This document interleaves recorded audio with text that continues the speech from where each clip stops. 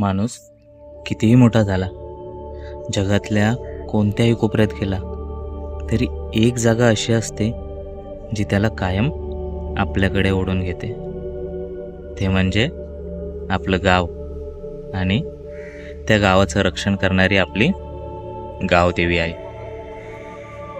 गावाच्या प्रवेशद्वारावर उभं असलेलं हे मंदिर फक्त दगड मातीचं बांधकाम नाही, तर गावाच्या श्रद्धेचा, संस्कृतीचा आणि इतिहासाचा जिवंत साक्षीदार आहे. आज आपण भेट देणार आहोत गावातील प्रत्येकाच्या हृदयात स्थान असलेल्या आई गावदेवीच्या पवित्र मंदिराला.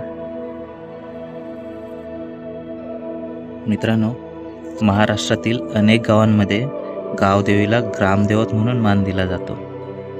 गावावर येणाऱ्या संकटापासून संरक्षण करणारी आणि प्रत्येकाच्या मनातली इच्छा पूर्ण करणारी देवी म्हणून तिची ओळख आहे.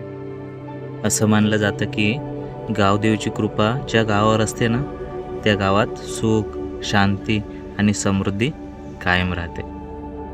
शहराच्या गजबटात पैशाच्या पाठी धावताना जेव्हा जीव थकून जातो, मनाला सुटकेचा निश्वास टाकण्यासाठी हक्काची जागा शोधतो, तेव्हा डोळ्यासमोर उभी राहते गावदेवीच्या मंदिराची ती संत पाऊलवाट. त्या मातीचा सुगंध, तो मंदिराचा घंटाघोष जणू सांगत असतो, थकलास ना रे बाळा, चल ये माझ्या कुशीत, मी आहे ना.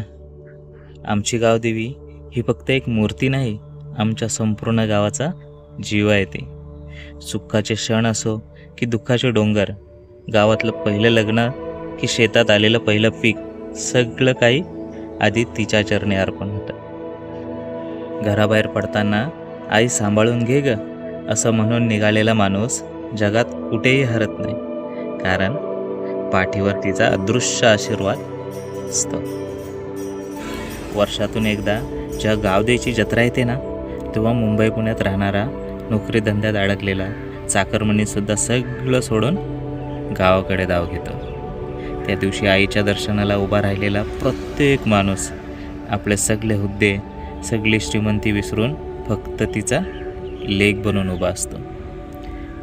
काळ बदलेल, माणसं बदलतील, गावची रूपं बदलतील, पण गावदेवीच्या गाभाऱ्यातील ती माया आणि आमची श्रद्धा कधीच बदलणार नाही. आई, तुझी कृपा आमच्यावर आणि आमच्या गावावर अशीच राहू दे. मित्रांनो, तुम्हालाही तुमच्या गावची आणि गावदेवीची आठवण आली ना, मग कमेंटमध्ये तुमच्या गावदेवीची नावं नक्की लिहा आणि हा व्हिडिओ आपल्या गावाकडच्या माणसांना शेअर करायला विसरू नका. चला तर मग आता भेटू पुढच्या व्हिडिओमध्ये. तोपर्यंत सगळ्यांना बाय बाय, धन्यवाद.